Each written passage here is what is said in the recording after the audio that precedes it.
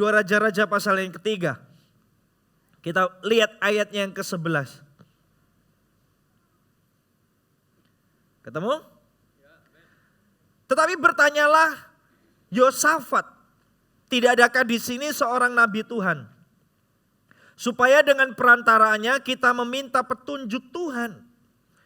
Lalu salah seorang pegawai Raja Israel menjawab katanya, di sini ada Elisa bin Safat yang dahulu melayani Elia. Berkatalah Yosafat, memang padanya ada firman Tuhan. Sesudah itu pergilah Raja Israel dan Yosafat dan Raja Edom kepada Elisa. Seperti yang saya katakan sebelumnya, adalah hal yang baik kalau kita hidup dalam kesulitan dan cari Tuhan. Baik.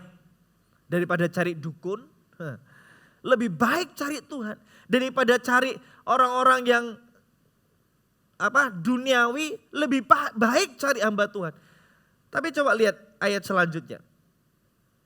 Tetapi berkatalah Elisa kepada Raja Israel, apakah urusanku dengan engkau? Ini perkataan Elisa kepada Yoram. Pergilah kepada para nabi-nabimu dan kepada para nabi ibumu. Jawab Raja Israel kepadanya, jangan begitu sebab Tuhan memanggil ketiga raja ini untuk menyerahkan mereka ke dalam tangan orang Moab. Berkatalah Elisa, perhatikan ini, demi Tuhan semesta alam yang hidup yang di hadapannya kau menjadi pelayan. Jika tidak karena siapa? Yosafat Raja Yehuda, maka sesungguhnya aku ini tidak akan memandang dan melihat kepadamu. Kalau saudara hari ini hidup sedang ada sebuah tantangan dan persoalan yang perlu saudara bereskan dan saudara perlu Tuhan, perlu pertolongan dari Tuhan. Atau kalau hari ini saudara berkata hidupku baik-baik saja kok, hidupku fine-fine saja kok, saudara masih perlu pertolongan Tuhan. Karena kita gak akan pernah bisa hidup tanpa tangan Tuhan menyertai kita. Dan Elisa hari itu berkata sama Yoram, dia berkata bahwa aku tidak memandangmu karena kamu gak hidup sungguh-sungguh di hadapan Tuhan. Aku melihat dan memandang Yosafat. Jadi kalau tanpa Yosafat yang sungguh-sungguh sama Tuhan, aku gak mau mendengarkan suara Tuhan untukmu. Halo? Langkah awal untuk mendapat pertolongan Tuhan, untuk mendapatkan penyertaan Tuhan adalah menjadikan Allah kembali menjadi Allah kita. Menjadikannya kembali menjadi Allah kita. Menempatkan Allah di tempat yang paling utama lagi dalam kehidupan kita. Jangan jadi orang yang datang ke Tuhan hanya sekedar cari pertolongan. No. Saudara akan menjalani kehidupan yang sia-sia. Kalau saudara hanya datang ke Tuhan di tempat saudara membutuhkan, di waktu saudara membutuhkan, Tuhan itu penuh dengan kasih iya. Tapi Tuhan tidak bisa dipermainkan. Kualitas kehidupan kita akan up and down. Hidup kita akan menjalani kehidupan yang sia-sia kalau kita itu hanya datang berobat ketika kita sakit. Tapi sisanya apa yang terjadi? Hidup kita semau kita sendiri. Halo? Untuk menjadi sehat, dokter bukan solusi. Shalom. Halo? Ada orang di sini. Untuk mempunyai kehidupan yang sehat, dokter bukan solusi. Gaya hidup solusinya. Gaya hidup sehatnya yang solusi, bukan dokternya. Kalau kita sudah datang ke dokter, selesai. Itu artinya kita butuh pertolongan ekstra. Setelah gak ada yang salah dengan dokter. Jangan salah persepsi dengan saya. Tapi kalau saudara hanya mendengarkan dokter di saat saudara sakit, kadang-kadang di momen itu semuanya sudah terlambat. Halo. Dan Tuhan berkata, kalau kamu mau mendapatkan pertolongan dari aku, kalau kamu mau mengalami kehidupan yang sudah aku sediakan, kehidupan yang baik yang aku sediakan, maka yang perlu kau lakukan adalah menjadikan aku kembali menjadi Tuhan atas hidupmu. Karena pertolongan Tuhan tidak akan pernah terjadi dalam hidup kita sebelum hati kita kembali kepada Tuhan. Halo. Sebelum hati kita kembali berbalik kepada Tuhan, di situ pemulihan terjadi. Kalau kita berharap pemulihan terjadi, yang Dia berikan bukan hanya sekedar pertolongan, yang Dia inginkan kerjakan pertama kali adalah hati yang kembali. Karena ketika hati kita kembali, keadaan dan pemulihan itu sifatnya akan lebih permanen dalam kehidupan kita. Amin. Amin. Ada amin. Karena masalah yang datang dalam kehidupan kita seringkali akarnya itu bukan apa yang ada di luar. Akarnya itu apa yang ada di dalam. Masalah utama yang kita hadapi sesungguhnya bukan apa yang ada di luar kita. Masalah utamanya adalah Tuhan tidak lagi menjadi Tuhan atas hidup kita. Jangan datang ke Tuhan langkah awal hanya sekedar cari pertolongan Tuhan. Boleh cari pertolongan Tuhan kalau saudara bersedia menjadikan Dia kembali menjadi Allah kita. Orang Kristen selalu suka kutipan ayat ini. Allah turut bekerja untuk mendatangkan kebaikan. Amin. Amin. Tuhan turut bekerja buat kehidupan saudara. Untuk mendatangkan kebaikan buat kehidupan saudara. Yang percaya berkata, oh enggak ada orang di sini. Enggak ada yang percaya di sini. Tuhan turut bekerja dalam kehidupan saudara untuk mendatangkan kebaikan buat hidup saudara. Sekalipun hari ini saudara jomblo saudara jomblo berkualitas. Nah itu yang single tuh. Yang kawin masih amin bertobat ini. Sekalipun saudara kehilangan pekerjaan tapi Tuhan sedang mengerjakan kebaikan buat hidup saudara. Sekalipun hari ini saudara mengalami sesuatu yang tidak mengenakan tapi Tuhan sedang bekerja untuk mendatangkan kebaikan buat kehidupan saudara. Tapi ayatnya masalahnya itu janji enggak untuk semua orang loh. Coba buka Roma 8:28. Kita tahu sekarang bahwa Allah turut bekerja dalam segala sesuatu untuk mendatangkan kebaikan bagi mereka yang datang di GMS Surabaya. Amin. Ngawur. Ayatnya gak ngomong gitu loh.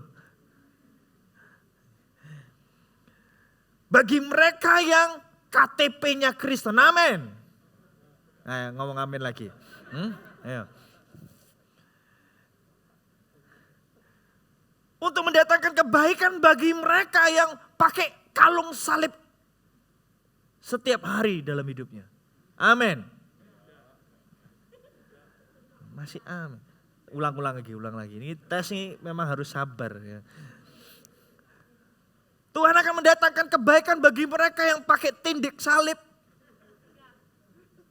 Tindik lidah salib. Dan setiap kali ngomong shalom. Kalau perlu tatonya sini gambarnya Pak Yusuf. Yesus di tengah. Wih. Gak tahu yang samping siapa terserah. Amin. Tuhan mendatangkan kebaikan bagi semua orang yang menunjukkan atribut kekristenannya dalam kehidupan sehari-hari. Jalan 5 langkah, haleluya. Oh haleluya, haleluya, haleluya. Lihat cicak, sesungguhnya aku memandang dan melihat. Disentuh lawan jenisnya, don't touch me, I'm holy. Halo, apakah Tuhan bekerja mendatangkan kebaikan bagi mereka? Bagi semua orang Kristen? Enggak. Bagi mereka yang apa? Mengasihi Dia. Jadi kalau kita berharap Tuhan turut bekerja dalam kehidupan kita setiap hari dalam kehidupan kita. Untuk mendatangkan kebaikan, hujan, panas, kenyang, lapar. Semua yang kita alami Tuhan turut merenda, turut berpartisipasi dalam kehidupan kita. Supaya kita bisa menikmati kebaikan dari semua yang kita alami. Kuncinya sebenarnya cuma satu. Hati yang mengasihi Tuhan. hati yang mengasihi Tuhan. Jadi pagi hari ini kalau ada sebuah pertanyaan yang perlu saudara jawab adalah ini. Apakah engkau mengasihi aku, kata Tuhan. Do you love me? Apakah engkau mengasihi aku? Karena Tuhan hanya bisa bekerja dalam kehidupan saudara. Syaratnya cuma satu. Kasih akan dia. Tidak ada yang mustahil bagi dia untuk dia lakukan dalam kehidupan kita. Kalau hati kita mulai kembali memposisikan Tuhan menjadi Allah kita. Do you love me? Apakah engkau mengasihi aku?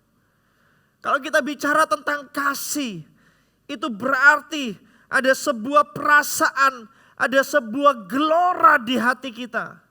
Kita menempatkan, kita menganggap orang yang kita kasihi adalah orang yang sangat-sangat berharga buat hidup kita. Bahkan lebih berharga dari apapun yang kita punya. Itu kasih. Kalau kita bicara tentang kasih itu artinya ada level kasih. Ya, saya mengasihi istri saya. Tapi kalau tingkah laku hidup saudara ternyata dari kehidupan sehari-hari, mobil saudara yang lebih diperhatikan dari istri, maka omongan aku mengasihi istri nggak ada artinya. Halo? Kalau saudara berkata mengasihi pasangan dan ternyata hobi saudara lebih saudara menyita waktu saudara daripada istri saudara menyita waktu saudara, ternyata berarti saudara lebih mengasihi hobi saudara daripada istri saudara. Karena kalau mobil keberet, hati saudara sakit, istri keberet gak bisa ya. Keiris itu lebih kejam, keiris. Kalau mobil keberet gitu tuh sakitnya sakitnya tuh di sini. Bunyinya bukan krek, tapi tiau. Cetiau, notiau, satiau, dan apapun tiau yang lain.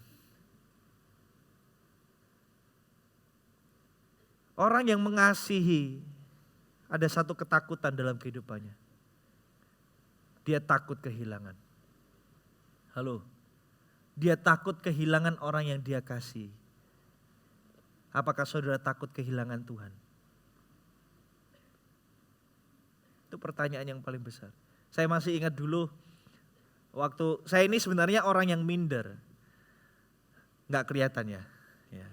Karena ada Kristus di hati saya. Dulu saya enggak sekeren sekarang. Lumayan lah ya, lumayan.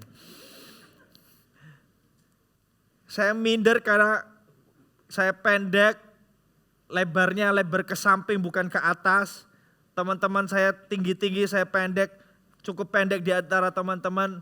Dan kalau lari, saya itu yang paling belakang karena saya berat, ya kan, waktu itu. Saya nggak ngomong soal fisik, ini ngomong soal hidup saya ya. Dan setiap kali ada teman mama saya datang ke rumah, terus ngomong gini, Ci, anaknya kalau besok gede ganteng ya, itu, oh amin. Sin, kamu ada masalah sama saya? Itu kayak sesuatu yang menyakitkan. Yang pertama itu artinya dia sedang berkata, saya nggak ganteng hari itu, ya kan? Karena besok gedenya saja yang ganteng. Sekarang kan berarti jeleknya luar biasa ya kan? Itu kayak hiburan untuk mama saya, nggak apa-apa ya Ci, anaknya jelek sekarang nggak apa-apa, punya iman tahun depan atau besok gede ganteng, ya kan? Itu pertemanan yang mama saya alami. Yang kedua juga dia sedang beriman untuk sesuatu yang mungkin belum tentu terjadi. Ya kan? Itu masih iman. Kan dia belum bisa melihat gedenya saya kayak apa. Jadi memang saya lahir dalam posisi yang minder sekali. Dan saking mindernya saya itu gak percaya akan ada wanita yang bisa jatuh cinta sama saya. Seminder itu saya. Serius, ini pengalaman pribadi yang sedikit curcol. Sampai satu titik saya pernah tembak cewek pertama yang saya suka. Dan diterima saudara. Ternyata kutukan itu tidak berlaku dalam hidup saya. Sekali mancing dapat. Kok mancing kayak ikan aja ya. Dan karena saya minder, saya nggak yakin dia sungguh-sungguh mengasihi saya. Itu pacar monyet pertama saya. Dia yang monyet bukan saya. Kan cintai monyet, yaitu cinta monyet itu ya. Saya masih ingat jalan ngedit pertama kali ke salah satu mall di Surabaya. Dari turun mobil, naik taksi sih waktu itu saya ingat. Belum bisa setir mobil. Saya baru turun mobil sampai terakhir pulang dari mall itu. Saya gandeng dia. Karena saya takut kehilangan dia. Gandengan saya ini seperti menunjukkan she is mine. Jangan berani dekat-dekat. Ya kan? Itu gandengan gak dilepas sampai akhir. Itu sampai sudah berair, berkeringat, keluar semua keringatnya gitu. Gak dilepas. Itu cewek saya mungkin hari itu lepas.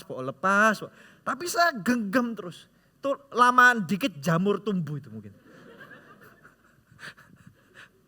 Karena saya takut kehilangan. Saya pegang sungguh-sungguh. Saya rela gak lakukan apapun.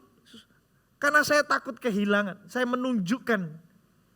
Saudara, apakah saudara benar-benar takut kehilangan Tuhan? Apakah saudara dalam hidup saudara pegang Tuhan begitu erat sampai saudara gak mau lepaskan.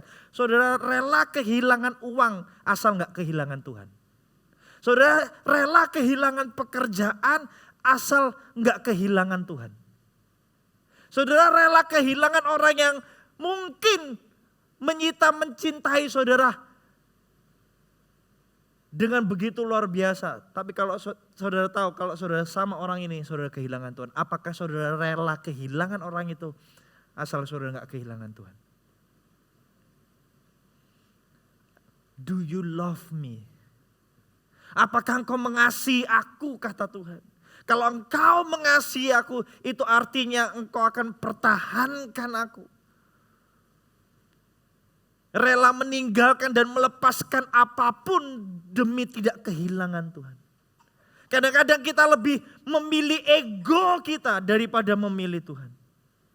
Halo? Kadang-kadang kita lebih memilih apa yang kita cintai karena yang kita cintai itu ternyata lebih kita cintai daripada kita mencintai Tuhan. Tuhan sedang ke kanan, kita lebih memilih jalan ke kiri karena kita sedang mengejar sesuatu yang Tuhan tidak kejar. Do you love me? Apakah engkau mengasihi aku? Pagi hari ini, mari kita lihat hati kita sungguh-sungguh. Apakah kita ini sebenarnya masih mengasihi Tuhan?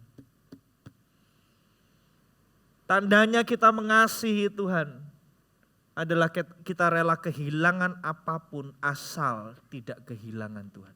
Catat itu baik-baik. Ini firman Tuhan bukan hanya buat saudara, ini firman Tuhan buat saya. Karena saya masih manusia daging dan saya harus terus bertanya di hati saya. Apakah saya tetap mengasihi Tuhan seperti sejak pertama kali saya mengasihi Tuhan? Atau jangan-jangan hari ini semuanya cuma sekedar atribut.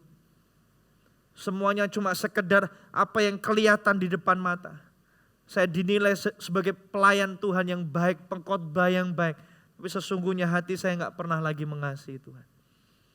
Do you love me? Apakah engkau mengasihi aku, kata Tuhan. Karena kasih kita akan Tuhan akan menjadi kunci Tuhan bebas bekerja dalam hidup kita.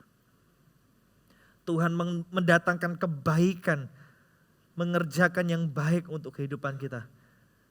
Dalam semua yang kita alami dan lakukan.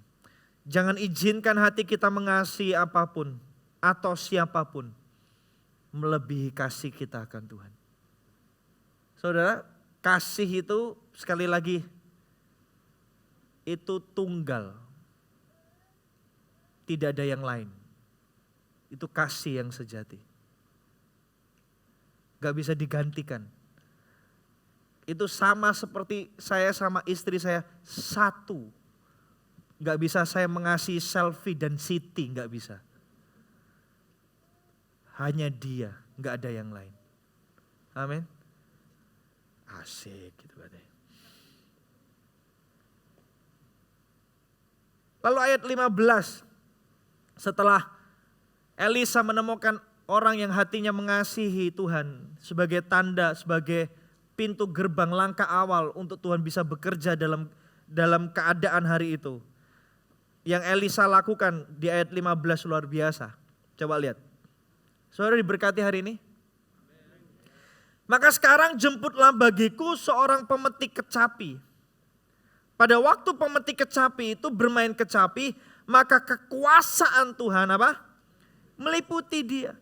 Setelah Elisa setuju untuk menolong, untuk mendengar suara Tuhan, untuk mau mencari pertolongan Tuhan untuk orang Israel, Yehuda dan Edom, karena Yosafat, karena ada hati yang mengasihi Tuhan, maka untuk mendapatkan tuntunan Tuhan, Elisa lakukan sesuatu yang luar biasa.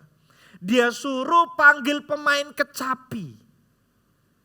Nah, banyak orang menafsirkan ayat ini dengan cara yang menurut saya enggak alkitabiah.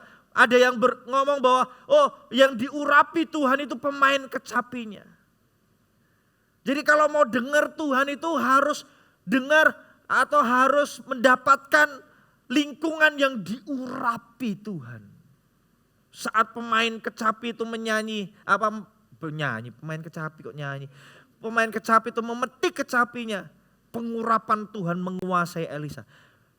Saudara, bahkan pemain kecapi ini tidak tahu siapa namanya. Berarti sebenarnya yang penting itu bukan permainan kecapinya. Elisa memakai pemain kecapi ini untuk punya yang namanya waktu tenang. Karena ketika Elisa sadar bahwa dia baru bisa mendengar Tuhan, dia baru bisa mendapatkan tuntunan Tuhan ketika dia punya waktu tenang di dalam Tuhan. Jika kita ingin mendapatkan tuntunan Tuhan, kita perlu punya waktu tenang. Kenapa? Karena di 1 Petrus pasal 4 ayatnya yang ke-7 berkata seperti ini. Kesudahan segala sesuatu sudah dekat. Karena itu apa? Kuasailah dirimu dan jadilah tenang. Supaya apa? Supaya kamu dapat berdoa.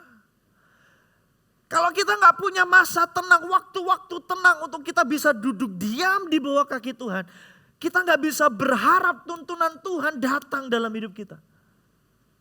Kita gak bisa berharap Tuhan bisa berfirman dengan bebas, dengan jelas buat hidup kita. Kalau kita gak punya masa tenang. Waktu tenang di dalam hadirat Tuhan. Makanya dalam kekristenan itu menjadi sesuatu yang vital. Yang tidak boleh kita tinggalkan dalam kehidupan kita. Kalau kita benar mengasihi Tuhan dan kita berharap akan tuntunan Tuhan, pasti kita menyediakan waktu tenang bersama dengan Tuhan.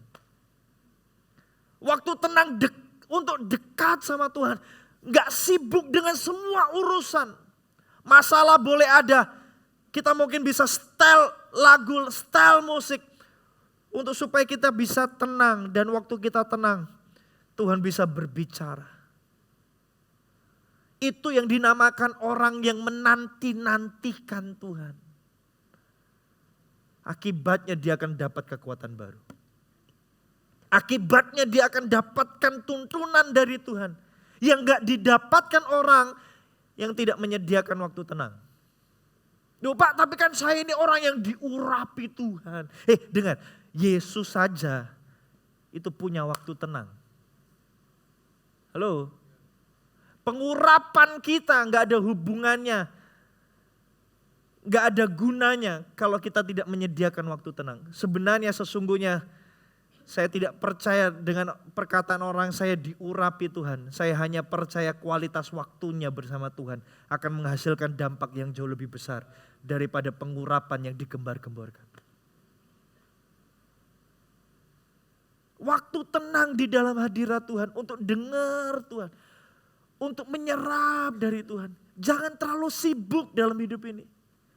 Jangan terlalu punya banyak agenda dalam hidup ini. Yang akhirnya membuat kita sibuk dan kehilangan waktu-waktu tenang kita di dalam Tuhan. Kalau kita mau tuntunan Tuhan, gak ada cara lain masuk di waktu tenang. Apapun caranya. Dan waktu tenang itu saudara dapatkan dalam kesendirian saudara. Di GMS kita punya waktu-waktu tenang. Kita punya program-program yang membantu saudara untuk punya waktu tenang. Duduk diam. Jangan bangun tidurku terus mandi. Bangun tidurku terus doa, itu yang lebih penting. Amin. Ganti ya lagunya ya. Bangun tidurku terus mandi. Salah. Tetot. Salah gitu kan. Bangun tidur seharusnya buka mata pertama, bukan handphone yang kita buka. Kita duduk diam di bawah kaki Tuhan. Pasang musik boleh, suruh pemain kecapi boleh.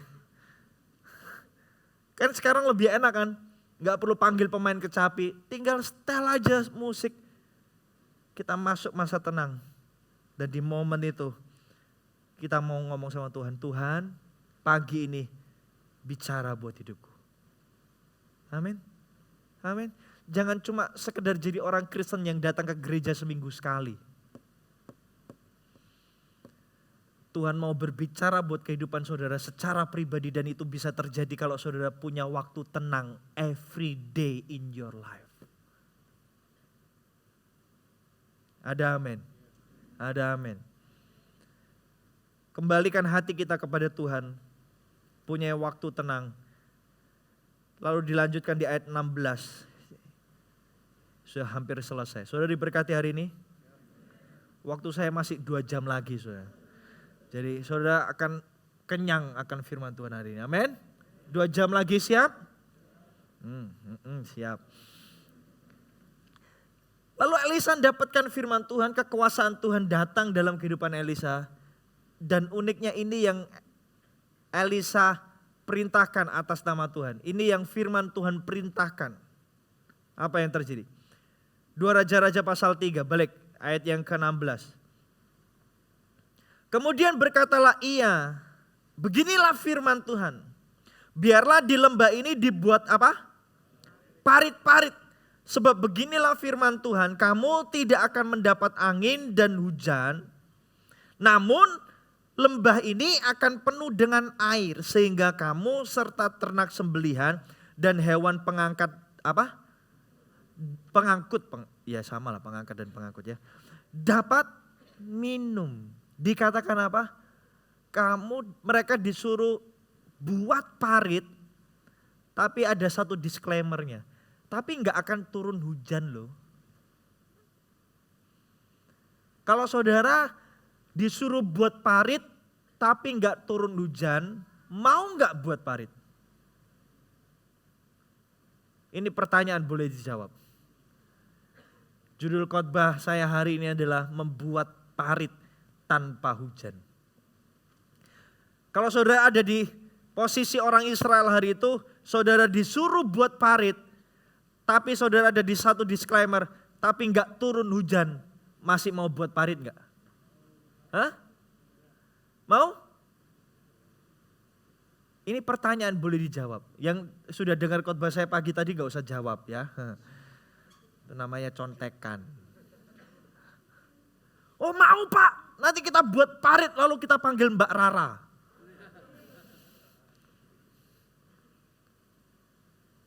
Mau gak buat parit tanpa hujan? Ini pertanyaan boleh dijawab. Jawablah saya saudara. Mau?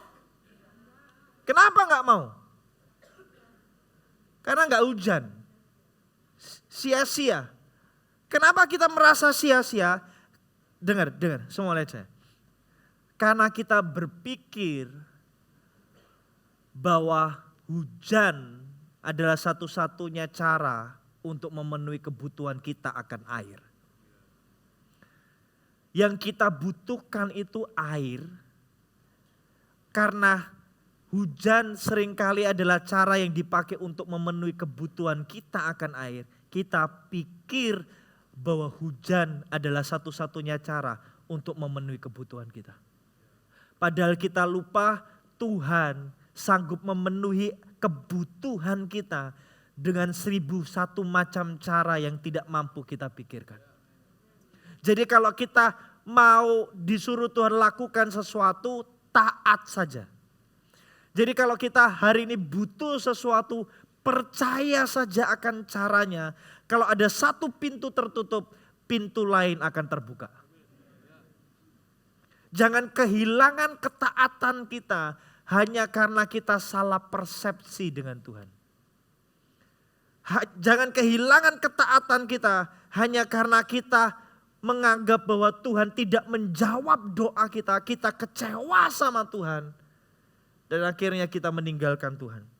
Tuhan punya banyak cara untuk menjawab doa kita. Jangan kecewa dan kehilangan iman kalau caranya tidak sesuai dengan yang kita pikir. Jangan salah persepsi dengan Tuhan. Taat saja. Membangun parit adalah berbicara tentang tindakan ketaatan kita. Kita masih mau taat sekalipun kelihatannya doa kita nggak dijawab. Halo? Kita masih mau taat sekalipun pertolongan Tuhan kelihatannya tidak datang. Percaya saya kalau saudara taat tanpa alasan. Alasannya cuma satu sebenarnya, saudara mau taat sama Tuhan. Taat sekalipun tidak mengerti, ketaatan itu akan membawa terobosan yang besar dalam hidup saudara. Jangan suka mempertanyakan Tuhan. Sebenarnya gini, jangan suka bertanya kepada Tuhan dengan sikap hati mempertanyakan Tuhan. Bertanya sama Tuhan sebenarnya gak ada masalah. Yang masalah itu mempertanyakan Tuhan. Yakin tak Tuhan, aku ini bisa minum.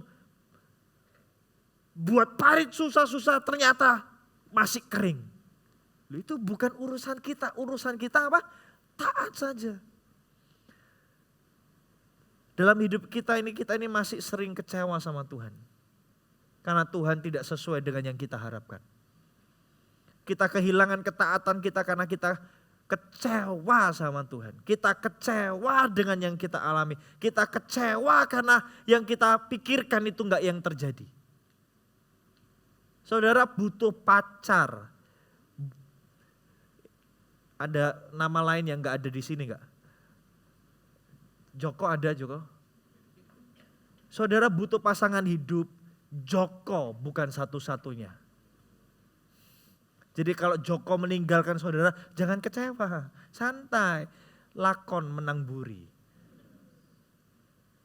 Halo, saudara butuh naik jabatan, posisi tertentu bukanlah pemenuh kebutuhan saudara. Akan tiba waktunya, dia akan menempatkan saudara tepat pada posisi yang seharusnya.